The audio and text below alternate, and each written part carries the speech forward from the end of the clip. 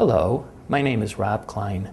Last summer in a YouTube video I warned that then-candidate Obama was no mere liberal Democrat. Rather, he was a left-wing radical ideologue whose goal was no less than a reordering of American society by eliminating our capitalist free market system and replacing it with a system in which the government would control every aspect of an individual's personal economic life. The discussion that follows is not one that pits liberals against conservatives, nor is it an issue of Republicans versus Democrats. It is also not an issue of where we allocate our resources, for example, to healthcare and education or to our military. Rather, this is the most profound issue our country has ever faced. The issue being whether as a nation we eliminate the economic system under which we have grown and prospered for over 300 years. Over the next few minutes, I will connect the dots of President Obama's grand plan. President Obama will accomplish his goal of nationalizing our economy through a four-point scheme. First, through the passage of numerous employment laws, which, although seemingly disparate and unrelated on their face, in fact have a common thread, which is to dramatically flatten wages throughout our economy. Second, by eliminating taxation on over one-half the populace, resulting in majority ballot box support for perpetual massive government spending paid by others and redistribution of tax receipts to them.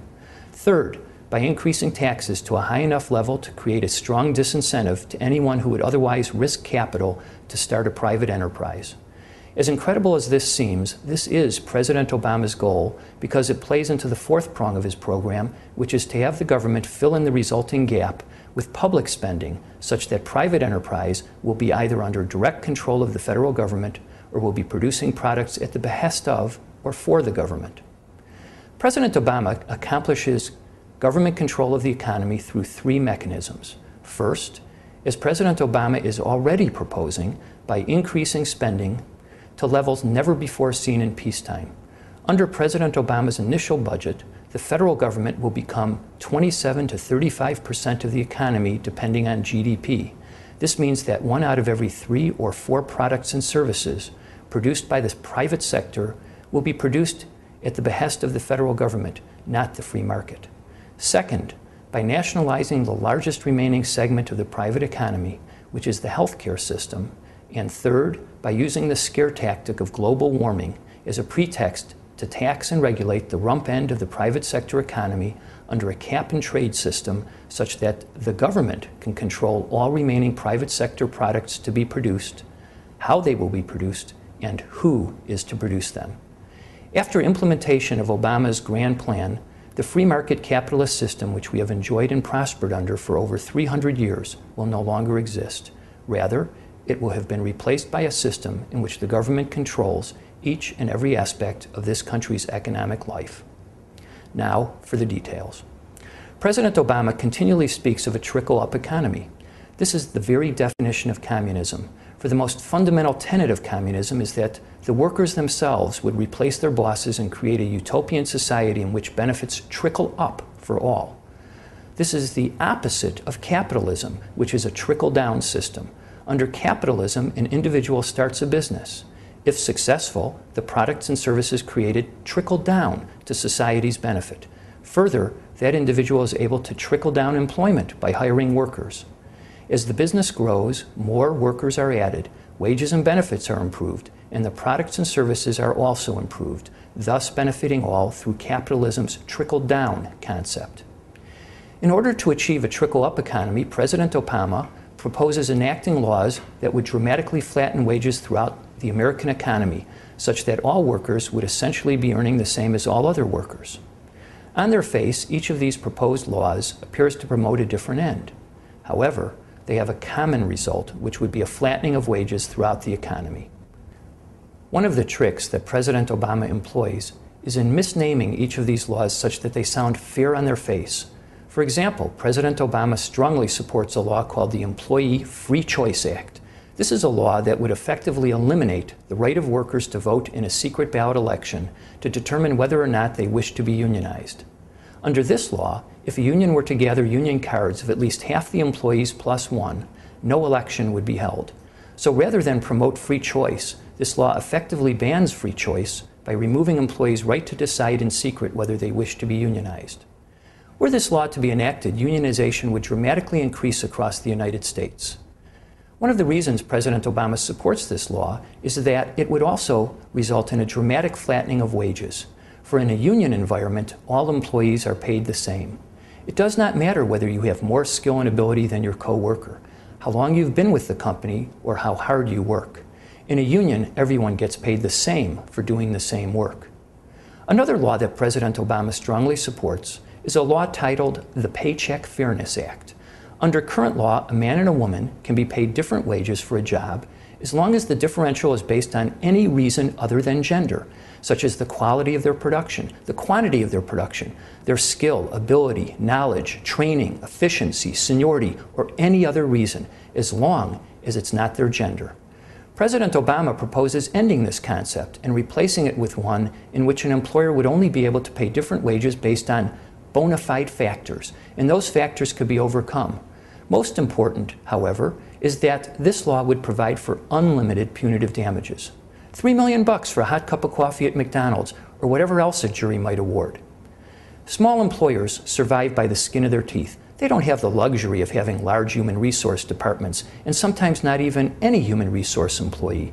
They don't have the luxury of being able to afford scores of outside consultants to help them navigate through our difficult and complex laws. If this law were to be enacted, the threat of unlimited punitive damages and the hurdles an employer would have to overcome to prove its innocence will be so high and large that small employers will flatten wages so that they can avoid any claim in the first place. Thus, small employers, those entities which create 70% of the new jobs in our economy, will elect to pay everyone the same wage rather than risk the high cost of litigation and unlimited punitive damages. A third law that will result in the flattening of wages throughout our economy is called comparable worth. While in the Senate, President Obama was the co-sponsor of this wacky law. Under this law, the federal government, and not the marketplace, would determine the worth of each job. For under this law, the federal government will compare unrelated jobs, and if, in the federal government's view, those unrelated jobs are comparable in worth, then they must be paid the same. So let's say a company employs a machinist in its plant and a receptionist up front to greet its customers. The government can decide that the receptionist is just as important as the machinist, since a receptionist is the front line in dealing with customers. Of course, in real life, anyone can be a receptionist, but you need special training and skills to be a machinist. That is why in the free marketplace, machinists command more pay than receptionists. Which begs the question, how on earth is a bureaucrat in the government going to have the skill and ability to determine whether two jobs that are totally unrelated are somehow comparable in worth? The net result of passage of this law will be to eliminate the free market and require by operation of law a flattening of wages throughout the economy, because every job that is comparable in the government's view must be paid the same. And yet there is a fourth law whose net result will be a further flattening of wages throughout the economy. Under current law, if an employer needs to hire someone who can type 50 words per minute, the employer has a right to hire a person who meets that standard. So, by way of example, if 3 women are applying for the job, and one is white, and the other 2 happen to be black, and the white woman types 60 words per minute, but the 2 black women type less than 50 words per minute, the employer would be permitted to hire the woman who types 60 words per minute.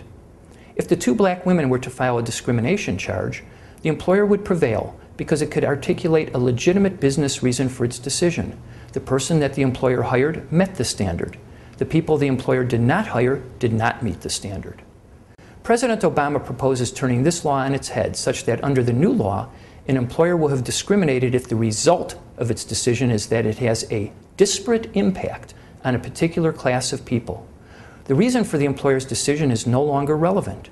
Thus, if an employer were to not hire or promote or provide the same wages for each class of employees, whether the black or white, be they young or old, male or female, the employer will have discriminated because the result will have had a disparate impact on one class of employees relative to the other. President Obama disingenuously calls this disparate impact, but its real impact is to impose a quota system. Most Americans believe that people should be rewarded based on the content of their character and the quality of their work, not based on the color of their skin. President Obama disagrees. The result will be a further flattening of wages throughout our economy because an employer will not want to face a claim that it discriminated against a class of people by reason of differences in pay.